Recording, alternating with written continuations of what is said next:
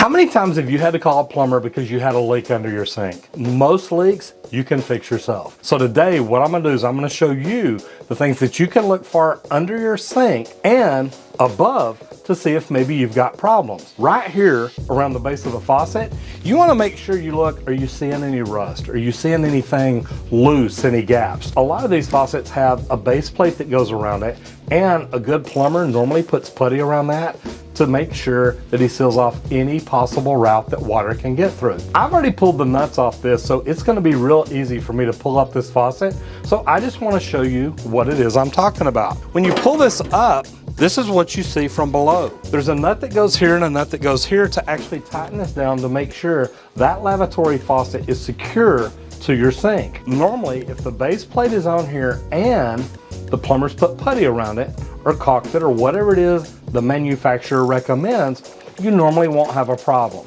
But over the course of the years, rough handling it, moving it around, pushing on it, shoving a pot up against it, things like that could loosen it up. Sometimes you might just be able to loosen those two nuts and pull it up. If a plumber walks up and sees there's a lot of water up here on the top of the sink itself, it could be leaking down through these holes. Normally, that's not the case, but it is one thing that we want to look at. Another place that water may be coming out on top where it could go down low is on your spout. And a lot of these spouts, you can loosen the nut on top. Now this one's very decorative, so you want to be very careful with it. But when you pull it out, you see you've got O-rings and you've got a securing ring.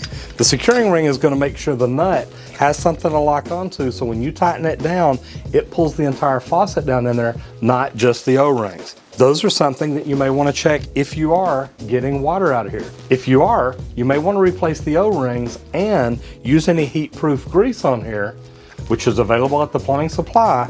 That way it lubricates that O-ring so that when you stick it down in there, it seals it off real well. And make sure when you tighten it up, you secure it enough that it doesn't come up and wiggle around, but you do want this one here, you do want it to be able to turn. Underneath here, we're gonna start with the drainage side. The reason being, the PVC pipes and the garbage disposals are places that sometimes it'll start dripping, something could have come loose, or something could have just got hit or moved around. Think about it, if you stuck a trash can up under here and hit this pipe, moved it hard enough, it might make this joint loose. So on this side, we've got the basket strainer. Now the basket strainer can normally be tightened up fairly easy. Normally you can just get a pair of channel locks, get on the nut and turn it a little bit to tighten it up. This one here, we've put together and taken apart a few times. That's why it was loose. So that is one place that it can leak, and that's normally if your water's coming from the bottom side of the bowl. Now, if it's coming from down below, what we're gonna do is we're gonna loosen up the slip nut right here. On the basket strainer side, you've got a piece of pipe here that actually has an insert on it. Now, if this was at a customer's house, I would probably put Teflon pipe dope on the inside and outside of that so that when I stick it in there, it gives it just a little something to help seal it off. Then line it up right where it goes and tighten my nut back up. You want these nuts snug, but you don't have to get them super tight. I always like to just take a pair of channel locks, twist it a little bit to make sure that it's not gonna leak. Now, these are pretty much the same thing, but there's a little bit different inside to them. And these I normally just put hand tight. So when you take this one apart, you should have a bevel washer in there to help seal it off. And as you can see right here, it's exactly what we have. Now, a lot of times, that washer may be what's wrong. If they've been in there too long, they can get brittle and crack, but you notice that the way the bevel goes down. When you slide your nut up the pipe, you want to make sure that that bevel is pointing down, because what it's going to do, it's going to go down inside of the fitting and seal off. And again, we just want to get it hand tight. We normally don't need a pair of channel locks to tighten that up. But if you've got one that's maybe got a slow drip, you might tighten it up just a little bit. Sometimes the O-ring on the garbage disposal will leak. I'm going to take it apart and show you how it goes together. That way if you do take it apart to replace it, or you just take it apart to clean it up, you'll be able to put it back together. It's really simple to do.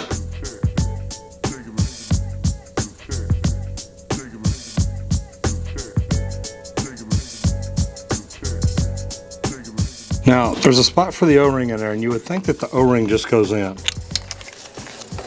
Some disposals are different. Get your piece right where it goes and get your screws started.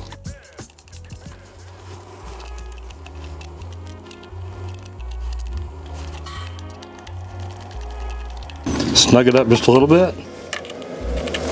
Make sure your drains turn straight down. And then go ahead and tighten it up. Now, one other thing that can leak here, we don't have it knocked out, but this is the drain that the dishwasher drains into. So if you've got an air gap fitting up top, or you've just got an old dishwasher that drains directly into it, there may be a hose on here and a hose clamp. This is something you also want to check. Now, if you've got a garbage disposal, if it's leaking up around in here, you may need to take the garbage disposal loose in order to see what the problem is. So to drop your garbage disposal, what you're going to do is unlock it. And you want to be very careful because these are heavy, and you notice I've got the pipe disconnected, and also you want to make sure it's unplugged. But what you want to do is make sure you've supported it very well, loosen that, and bring your garbage disposal down. The reason you'll want to do that is if it's leaking up here, you may need to take it apart, you may need to put new putty on, but you've got to do this in order to get in here to the screws. Because in order to take that off, you're going to have to loosen these screws all the way, raise your ring up, and then take the locking ring off the bottom of this flange. Once you start getting to this, you're really to the point you may want to think about changing your garbage disposal. These normally don't leak very often, but it is something that you'll want to check. Normally, if it gets to this point, I would probably tell a customer, by looking at it, I would tell them if it's old and needs to be replaced, or if something just happened. Like I said, they could have slid a trash can in, hit the garbage disposal, and loosened that up. You can also get replacements for your garbage disposal. Maybe the seal that goes up in there is bad. So you can check that, change that on your garbage disposal, and then put it back in place. Get it in place and line it up. Turn it. And lock it in position.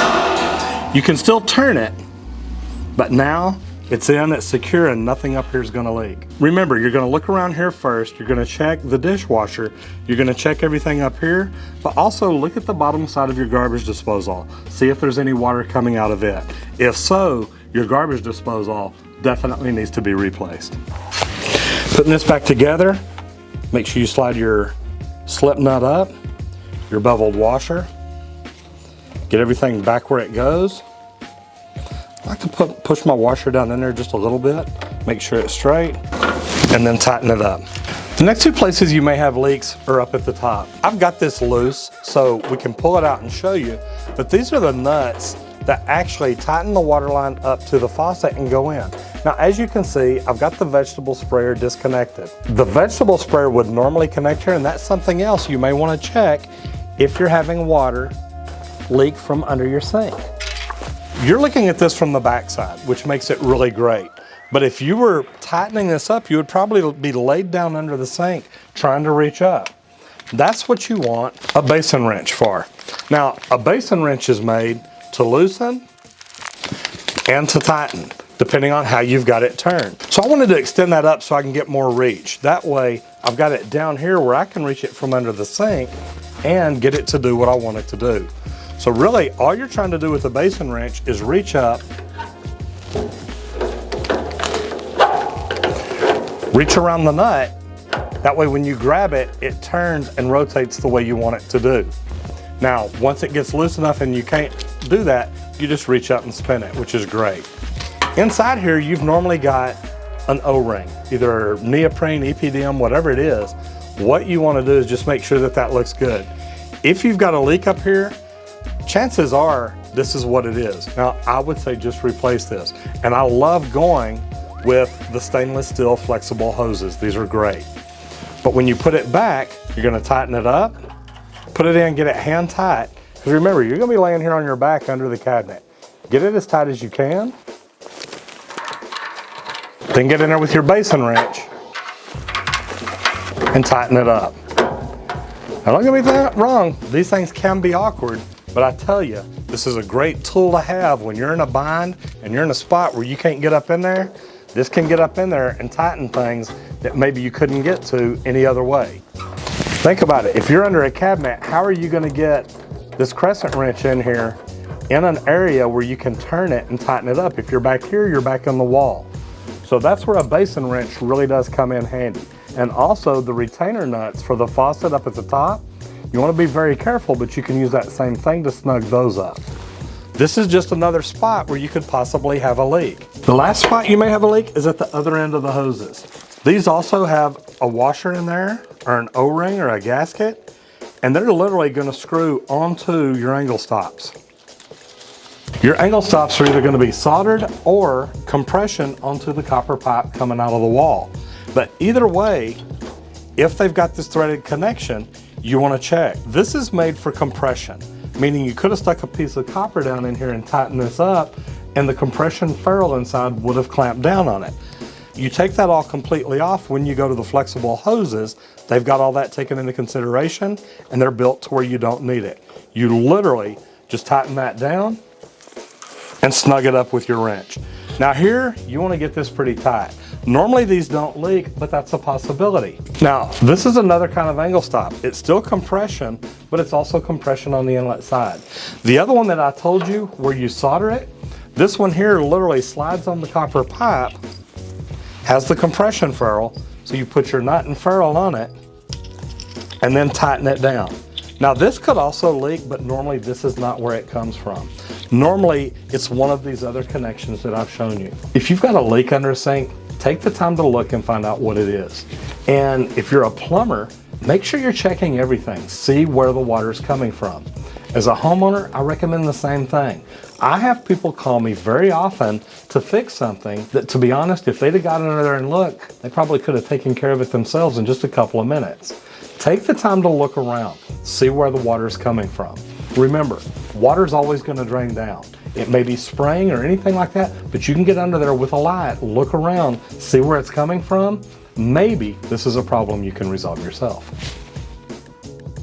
So like I showed you, with just a few tools, you can fix most leaks under a sink. Remember though, the big thing, if you're working on the water line, make sure if you hadn't checked the angle stop, you turn it off at the meter or the valve in front of your house first. If you don't know how to do that, we've got videos to teach you how. Just check those out. That way you don't put yourself in a bind. Creating a leak or a flood while you're down there working on it's probably not the right way that you want this thing to end up. I hope you learned something. I'm Roger Wakefield, Lead AP, the expert plumber. I'll see you in the next video if you don't get flushed.